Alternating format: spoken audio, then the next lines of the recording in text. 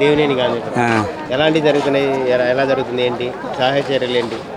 1 kilo 2 kilometre బయటకు వచ్చి ఏదైనా తీసుకెళ్తే తప్ప వాటర్ సందులో తగ్గినా కూడా ట్రాక్టర్లు అవైలబుల్ ఉన్నా ఎవరు కూడా వచ్చి ఇళ్ళ దగ్గరకు వచ్చి ఇచ్చిన వాళ్ళు లేరు.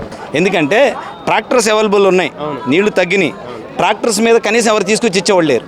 ప్రైవేట్గా కుర్రోళ్ళు వాళ్ళు దాతృత్వంతో ఏమైనా అమౌంట్ ఉంటే వాళ్ళు తీసుకొని కొంత పంచడానికి వెళ్ళినట్టు వస్తున్నారు వాళ్ళు ట్రాక్టర్లతో. మరి వీళ్ళకేమై రోగం సార్? జనాలు చచ్చిపోతున్నారు సార్, మామూలుగా కాదు. నీళ్లు నడవలేక, మంచినీళ్ళు లేక, స్నానానికి నీళ్లు లేక, బాత్రూంలో అంటే నీళ్లు పోసుకుంటారు, స్నానానికి మంచినీళ్ళు ఎక్కడి నుంచి తీసుకొచ్చుకుంటారు సార్? ఏం లేదు సార్, 3 రోజులు బట్టి పడుతున్న బాధలు ఇవి. ఫస్ట్ రోజు ఎప్పుడు రాలా, సరే ఫస్ట్ రోజు ఎవరికి తెలియదు, సంథింగ్ కొంచెం లేట్ అవుతుంది.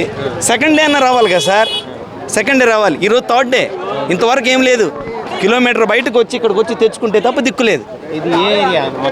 ఇది మొత్తం టోటల్ ఏమంటారంటే కండ్రిక క్రాస్ రోడ్ లోపల ఇటువైపు చూస్తే శాంతినగరు, ప్రశాంతి నగరు, దేవీనగరు, వాంబే కాలనీ, సుందరి నగర్ మొత్తం మునిగిపోయినాయి. అది సార్ పరిస్థితి. అది జెండాలు పట్టుకొని తిరగటంగా న్యాయం చేసేవాడు ఎవరు సార్. అది జనాలు పిచ్చోళ్ళు, ఏం తెలియదు వాళ్ళకంటే. ఒక్కళ్ళు కూడా ఇవాళ పొద్దున వరకు ఎవరు రాలేదండి. పైనుంచి పాపం ప్యాకెట్లు వేశారు, మాది హెలికాప్టర్లు వచ్చి వేసారు బాంబే కాలనీలో, H1 బ్లాక్ మాది. అయితే ఏ మాత్రం అవి కిందకు వచ్చినాయి, 1 గంట 2 గంటల తర్వాత తింటా పనికి రాలేదు, పాడైపోయింది. అంటే వేడివేడిగా ఉన్నాయి, మరి వాళ్ళు చేయాల్సింది చేశారు. హెలికాప్టర్ నుంచి వచ్చినాయండి పొద్దున్న, తప్పితే ఇంకేం లేవు. కొంతమంది 2 ట్రాక్టర్లు వేసుకొచ్చారు, వాళ్ళు బాగానే ఇచ్చారు, వాళ్ళ వరకు పర్లేదు సార్. ప్రభుత్వం నుంచి అంటే మరి హెలికాప్టర్ నుంచి చేశారు కదా పొద్దున్న, ఇంకంతే. Bombay colony H1 blocks. Shantinagar నుండి వచ్చామండి, పక్కనే ఒక 2 kilometre water problem, water can తీసుకొని వచ్చాం. చాలా కష్టాల్లో ఉన్నామన్నా, ఏమైనా వాటర్ సప్లై ఇవ్వగలిగితే ఇవ్వండి చాలు, ఫుడ్ వాటర్ సప్లై ఇంకేం. అనౌన్స్మెంట్ అనౌన్స్మెంట్ వరద వస్తుందని మాత్రం అనౌన్స్మెంట్ లేదు. వచ్చాక మాత్రం వాళ్ళు సహాయక చర్యలు చేస్తున్నామని చెప్పారు. ఈ రోజు అయితే అయిందని, నిన్న అయితే ఏమీ అందలా, ఈ రోజు అయితే వచ్చినాయి. ఎంతవరకు మీ ఏరియాలో ఎంతమంది ఉన్నారు ఏంటి? మా ఏరియాలో దగ్గర ఒక 10,000 మంది ఉంటారు. ఇంకా అక్కడే ఉన్నారు, ఏదన్నా ఇబ్బంది లేకుండా ఉండడం చూస్తున్నారు. అలాగే అడ్జస్ట్గా ఇలాగే తెచ్చుకొని వాటర్ పునరావాస కేంద్రాలకి వెళ్ళే పరిస్థితి ఉంటే వెళ్తాం, లేకపోతే లేదు. ప్రభుత్వాలు అనౌన్స్ చేశారు, ఉన్నాయండి, అనౌన్స్ చేశారు. ఎలా ఉంది పరిస్థితి ఇక్కడ? పరిస్థితి పర్లేదండి, ప్రస్తుతం గుడ్లో మెల్ల అంటారు కదా, అలా పర్లేదు. అది అంటే వరద కారణంగా ఏదైనా ఇక్కడ సహాయాలు ఇంకా తగ్గాయి అంటారా? సహాయం అయితే తగ్గిందంటే అది చెప్పలేం కదా సార్ మనం. ఎందుకంటే వాళ్ళు ఏమంటున్నారంటే సడన్గా వచ్చిన లేదు, మాకు ఇన్ఫర్మేషన్ లేదు. తెల్లవారుజాము మాకు 6ంటికి కూడా నేను టీ దాకా వచ్చాను ప్రకాశ్ నగర్ వెళ్ళి, అప్పుడు వాటర్ లేదు. కానీ మరి అలా అంత టైంలో వచ్చిందంటే ఇంకా నయము. మేమేమనుకున్నాం అంటే నైట్ రాలేదని చాలా ఆనందంగా ఉన్నాం. తెలియదు అంటే ఉండమో కూడా తెలియదు కదా, ఆ వాటర్ ఈ 8 వరకు వచ్చింది కాబట్టి. ఏం మాట్లాడతాం, ఎలాంటి పునరావాస కేంద్రాలు ఏం చేసినా కానీ ఎవరికి ఏం ఇది అవ్వట్లేదండి. ఏ సహకారాలు ఏం చేసినా కానీ కరెంట్ లేదు, నీళ్లు లేవు. నీళ్లు కావాలి కదా, ఎక్కడి నుంచి తెచ్చిస్తారు వాళ్ళు మాత్రం నీళ్లు. అది నీళ్లు ముందు ప్రాబ్లం. అవి చేసి ఉంటారు, అవి చేసి ఉంటే అక్కడ ఒక చోట చేస్తారు, కానీ ఇళ్లలో ఉన్న వాళ్ళకి వాటర్ ఏది? అది మెయిన్. తాగడానికి ఏవో పడేస్తున్నారు, తాగుతున్నారు, కానీ వాడుకోవడానికి వాటర్ కావాలి, వాటర్ లేదు, కరెంట్ లేదు, అది ప్రాబ్లం. అందరూ ఇబ్బంది పడుతున్నారు. అదే అంటే అక్కడే ఉండిపోయారంటారా జనాలంతా? ఇళ్లలో ఉన్న వాళ్ళకి ఎవరికి సరిగా డిస్ట్రిబ్యూషన్ సరిగా లేదండి. వాటర్ ఒకటి ప్రాబ్లం ఉందండి, వాటర్ ఎవరికి లేదు, వాటర్ అనేది సహకారం లేదు. ఫుడ్ వస్తుంది కానీ ఫుడ్ వేస్ట్ ఫుడ్ వస్తుంది తప్ప మాకు వచ్చేటప్పుడు పాడైపోవటాలు అలా జరిగిపోతుంది. అది ఉన్నది చెప్తున్నది అంతే. దీనివల్ల మాకు ఇదేం కాదు. Thank you. అంటే ముందే అనౌన్స్ చేయలేదట్రా ఈ వరదలు వస్తున్నాయని? అనౌన్స్మెంట్ ఎక్కడండి ఏం లేదు కదా. అనౌన్స్మెంట్ ఎక్కడ వచ్చింది? అన్ఎక్స్పెక్టెడ్గా వచ్చింది కదా. అనౌన్స్మెంట్ అనేది ఏం లేదు, వస్తుంది తెగింది అనేది అయితే ఏం లేదు. ఇప్పుడు నెక్స్ట్ ఎలా ఉండిద్ది అనేది కూడా మనకు తెలియదు. ఇప్పుడైనా అనౌన్స్మెంట్ చేస్తున్నారా? ఇప్పుడు కూడా ఏం లేదు. మీకు ఏమైనా సహకారం కావాలని మెసేజ్లు వస్తున్నాయి తప్ప ఆ మెసేజ్లు ఏమి యూజింగ్ అనేది లేదు. అవి పవర్ లేదండి మాకు, 4 రోజుల నుంచి పవర్ లేదండి. నెట్వర్క్ అనేది లేదు మాకు. ఇక్కడ ఎవరితో మాట్లాడాలన్నా నెట్వర్క్ అనేది లేదు. అది రాజునగర్ దాకా వెళ్ళాలండి. ఇక్కడ ఎలా ఉన్నాయి పరిస్థితులు ఏంటి అంటే? అక్కడ మమ్మల్ని 3 రోజులు అవుతుందండి, ఒకళ్ళు వచ్చి పట్టించుకున్న వాళ్ళే లేదు. రాజకీయ నాయకులు కానీ ఎవరో పట్టించుకున్న లేదు. మేము ఉదయం మధ్యాహ్నం వచ్చి పిల్లల కోసం బిస్కెట్లు నీళ్ళ ప్యాకెట్లు ఒకరికి 5-6 కలిపి వస్తున్నాం టీం లాగా 6 అడుగుల లోతులో ఉన్నాం. ప్రతి నాయకుడు వచ్చి ఇక్కడికి వస్తున్నాడు, కాలికి నీళ్ళు అంటకుండా వస్తున్నాడు, మాట్లాడేస్తున్నారు, ఏముండదు మేము చూసుకుంటాం అంటున్నారు, వెళ్ళిపోతున్నారు. హెలికాప్టర్లు వస్తున్నాయి, పెద్ద పెద్ద అపార్ట్మెంట్ల మీద దింపుతున్నారు.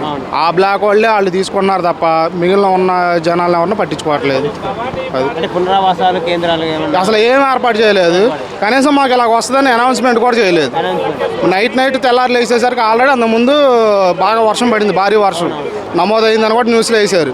మేము ఇంకా ఆ వాటర్ ఇంకా అలా ఉన్నాయిలే రోడ్ల మీద కాలువలు అవి నిండిపోయాను అనుకున్నాం. తేరా చూస్తే మరుసటి రోజు అనౌన్స్మెంట్ చేయలేదు, ఫుల్గా ఇళ్లలోకి వచ్చేసినాయి. ఫ్రిడ్జ్, వాషింగ్ మిషన్, ప్రతి సామాన్లు కట్టుబాట్లతో బయటకు వచ్చు. పునరావాసాలు ఏమో ఎవరో ధర్మాత్ములు వాళ్ళ డాబాల మీదకి వాళ్ళకి ఇళ్లలోకి పిలిస్తే అటు వెళ్తున్నాం అంతే తప్ప ఇంకేమీ లేదు. ముందుగా అనౌన్స్మెంట్ అనేది చేయాలి. ఇలా కట్ట వాన ఇంత పడుతుందని తెలిసింది కదా, దానికి జనాలకి అనేది తెలియక చాలామంది మొత్తం అయిపోయింది, స్టన్ అయిపోయారు. అన్నీ వాళ్ళు ఉన్న ఇంట్లో వస్తువులు జీరో అయిపోయారు. ఇంక అందరూ ఒక విధంగా చెప్పాలంటే మాకు అనౌన్స్మెంట్ అనేది చేయాలి. ఇక్కడ దాకా వచ్చారు, వెళ్ళిపోయారు. నాయకులైనా ఇంకెవరైనా చెప్తున్నాం, కొంచెం అవి పట్టించుకుంటే. వాళ్ళు ఎంతదన్నా 6 feet వాటర్ వచ్చేదాకా లోనికి రారు, రోడ్డు మీద తీసుకోవాలి. పిల్లలు ఆడవాళ్ళు ఎలా వస్తారు రోడ్డు మీద, అలాంటి వాటికి కూడా కొంచెం లోనికి వచ్చి ఇస్తే వాళ్ళు కొంచెం తిన్నట్టు ఉండదు. పోనీ అనౌన్స్మెంట్ ఏం చేయలేదు, కనీసం ఇదేం చేస్తే బాగుంటుంది కదా అని మా ఉద్దేశం. ఇంక అయిపోయింది, ఇంకేం చేయలేము కదా. అది ఇక అలాగ ఉంటుందండి మన ప్రభుత్వాలు పనితీరు. వాళ్ళు కాదు, ఎవరని కాదు, మేము ప్రజలు. అది ప్రజలకి ఎవరన్నా సరే హెల్ప్ చేయాలి. ఎంతమంది ఉన్నారు, 1 కాదు 2 కాదు, అన్ని చోట్ల అలాగే జరుగుతుంది. అక్కడ బాడీ ఎవరిదో తెలియదు, అలాంటి పరిస్థితి అయిపోయింది. ఇప్పుడు పరిస్థితి ఎవరైనా చనిపోయినా కూడా వాళ్ళు తీసుకెళ్ళి కర్మ చేయలేరండి, వదిలేస్తున్నారు వాటర్లో బాడీని.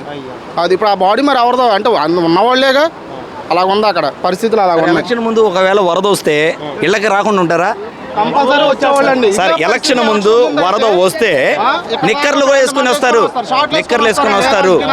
అర్థమైందా? జెండా మోయడానికి 500, వెనకలు వచ్చిన 1000 రూపాయలు ఇచ్చేస్తారు, నడిపించుకుంటారు, వచ్చేస్తారు. ఇప్పుడు ఏంటి సార్ పరిస్థితి ఏంటి మాది? కనీసం నీళ్లు తగ్గి వచ్చినాకైనా బయటికి తీసుకుపోవడం, ఎక్కడైనా బయట తీసుకెళ్తున్నారు సార్, పునరావాసాలకి వెళ్తున్నారు. పైన కొంతమంది ఉంటారు, ఈ 2nd ఫ్లోర్కి వెళ్ళాలి. ఇప్పుడు 2nd ఫ్లోర్ ఉన్నారు, 1st ఫ్లోర్ అయితే మునిగిపోయింది. 2nd ఫ్లోర్లో ఉన్న వాళ్ళు ఉంటాం, పర్వాలేదు, మాకు ఉన్నారు కదా ఎంపీ గారు అందరూ మా వాళ్ళే, ఏ రీతిగా సాయం చేస్తారు అనుకుంటారు. ఒక్కళ్ళు వచ్చిన వాళ్ళు లేరు సార్. ఇల్లు వదిలిపెట్టి వెళ్ళలేక అంతేనా? ఇల్లు వదిలిపెట్టి వెళ్ళలేము. ఇప్పుడు కింద సామాన్ అంతా మునిగిపోతే వెళ్ళగలం, పైన వెళ్ళలేం కదా సార్. ఎక్కడికి వెళ్ళగలం? మాకు బంధువులు ఎవరు లేరు సార్, మా వాళ్ళు అంటే ఎవరు లేరు, ఎక్కడికి వెళ్తాం? అట్లా ఎంతమంది ఉంటారు? అందరూ పునరావాస కేంద్రాలకు వెళ్తారా? ఎంపీ గారు, ఎమ్మెల్యే గారు ఏమైపోయారు, కార్పొరేటర్ గారు ఏమైపోయారు? మేము నడిచే నీడలు నడవలేరా? ఏసీలు సుఖాలు కావాలా? రేపు ఎలక్షన్కి వచ్చి ఓట్లు అడిగినప్పుడు చెప్తాం సార్, ఇప్పుడు కాదు, అప్పుడు చెప్తాం. ఎందుకంటే అయిపోయింది, 5 సంవత్సరాలు సావాల్సిందే. ఎంతమంది పిల్లలకి మీరు తీసుకెళ్తున్నారు? ఇంచుమించు 4-5 పిల్లలు ఉన్నారు సార్ మాకు. వాళ్ళకి తీసుకెళ్ళాలి. చిన్న పిల్లలు అల్లాడిపోతున్నారు. పాల ప్యాకెట్లు ఇక్కడ వరకు వస్తే కానీ దిక్కు లేదు. ఏమండి, ట్రాక్టర్ల మీద వచ్చే అవకాశం ఉన్నా కూడా ఎవరు కూడా రావట్లేదు, వచ్చిన వాళ్ళు లేరు. ఏంటి, వాటర్ లేదు, మెయిన్ వాటర్ లేదు. ఈ నీళ్ళు తాగుతామా? బాత్రూంలో పోసుకునే నీళ్లు, త్రాగడానికి నీళ్ళు లేవు, స్నానానికి నీళ్లు, పిల్లలు అల్లాడిపోతున్నారు. ఓ పక్కన కరెంట్ లేదు. అందరితో పాటు మనం కూడా కనీసం ఫుడ్ అన్ని అందిస్తే దోమలో లేకపోతే ఏగలో ఏ దొరికి చేస్తారు సార్. మేము కూడా వరదలు కొట్టుకెళ్ళిపోవాలి, మేము కూడా. మరీ దారుణం సార్, ఇది కరెక్ట్ కాదు. అర్థమైందా? మన భారతీయులు చాలా మా దగ్గరికి అయితే రాలేదు సార్. సీఎం గారు మొక్క ఇప్పటి వరకు టీవీలో తప్ప ఇప్పటి వరకు మేము చూడలేదు సార్, చూడలేదు. పవర్ ఎక్కడ లేదు సార్. ఇక్కడ 2 రోజుల తర్వాత వస్తా అంటున్నారు. మంచినీళ్ళు కూడా ఎక్కడి నుంచో మోసుకోవాలి. ఇప్పుడు ట్రాక్టర్లు వస్తున్నాయి సార్, తీసుకెళ్తున్నారు. ఇలాగే ట్రాక్టర్లు మా వీధుల్లో కూడా వస్తాయి, కాలనీలకు వస్తాయి. వాటర్ పంచమనండి సార్, అవైలబుల్ చూడమనండి. ప్రజా శ్రేయస్సు మీరు కోరుకునే వాళ్ళు, ఏది ప్రజలకు శ్రేయస్సు ఏది సార్? ఇది కరెక్ట్ కాదు సార్. భారతీయులందరూ ఒకరినొకరు ప్రేమించేవాళ్ళం, మా సహోదరులు. ఇక్కడ ఏమి లేదు. ఇక్కడ బాబు బామర్దలతో సమానం అయిపోయింది ఇప్పుడు. మేము ఇప్పుడు గుంటూరు వెళ్ళిపోతున్నాం, ఎక్కడ గండి పడిందని భయపెడుతున్నారు. మేము ఇక్కడే భవానీ బార్ అవతల పాయకాపురం సెంటర్. పొద్దు నుంచి ఫుడ్లు వస్తున్నాయి, ఎక్కడెక్కడో వస్తున్నాయి, లోపల రావట్లేదు. పిల్లలు ఉన్న వాళ్ళు ఎలా ఉంటాం చెప్పండి, ఫీవర్స్ వస్తున్నాయి, బాగోట్లేదు. ఏం చేస్తారు? వచ్చాడు మెయిన్ రోడ్ వాళ్ళకి, వచ్చిన వాళ్ళకి వచ్చేస్తున్నారు, లేని వాళ్ళకి అలాగే ఉండిపోతున్నారు. లేదు, ఆ చివర ఒకటి చివరండి, మధ్యలో పట్టించుకోవట్లేదండి. మధ్యలో అసలు పట్టించుకోవట్లేదు. 102, 104 వాళ్ళు వాంతులు విరోచనాలు ఇంక వెళ్ళిపోతున్నాయి. ఇంకా అలాగా మధ్యలో వాళ్ళ పట్టించుకుంటే అసలు ఎంత నీళ్ళు కూడా లేవు, ఇవ్వట్లేదు. మెయిన్ రోడ్ల మీద తీసుకుంటున్నారండి. నార్మల్ గా ఉన్న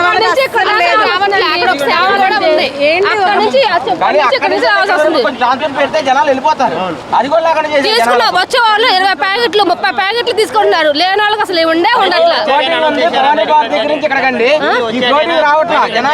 అసలు ఏం చెప్పలే, ఇలా వస్తుందని చెప్పి కూడా ఎవరు చెప్పట్లేదు. 40 మంది ఉంటున్నారండి, ఒక్కరు పట్టించుకునే నాదు లేదు ఈ రోజు వరకు. మా రోడ్డుకి ఇప్పుడు వచ్చాడు, ఈ పూట వచ్చాడు మా రోడ్డుకి, సుందరీనగర్ మసీద్ రోడ్డు. ప్రతి పిల్లలతో ఉన్న ఏమవుతారని మెయిన్ ప్రకాష్ నగర్ రోడ్డు మీద, కంట్రిగా రోడ్డు మీద వస్తున్నారు అంతే. మెయిన్ లోపలికి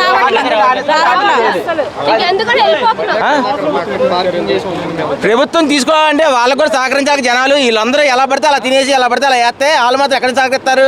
వచ్చింది కొత్త ప్రభుత్వం, వాళ్ళకి కూడా కొంచెం ఇవి ఉంటాయి కదా. వాళ్ళు జనాలు వాళ్ళు మనుషులే కదా, మనలాగా మన జనాలే ఆలోచించాలి. ఎందుకంటే వాళ్ళు అంత కష్టపడి అంత తీసుకొస్తున్నప్పుడు జనాలు కూడా కొంచెం చక్కగా ఉండి శుభ్రంగా చేయాలి. అలాగే పోలీస్ శాఖ వాళ్ళు కానీ, విపత్తు శాఖ వాళ్ళు కానీ, ఎక్కడ వాటర్ ఎక్కువ ఫ్లోటింగ్ ఉందో అక్కడ జనాల్ని బయటకు పంపించి అరవడం చేయాలి. ఇంకా ఏదో పగిలిందంట, ఇంకా మళ్ళీ ఇంకా ఫ్లోటింగ్ గుంటూరు వెళ్ళిపోతున్నాం అండి.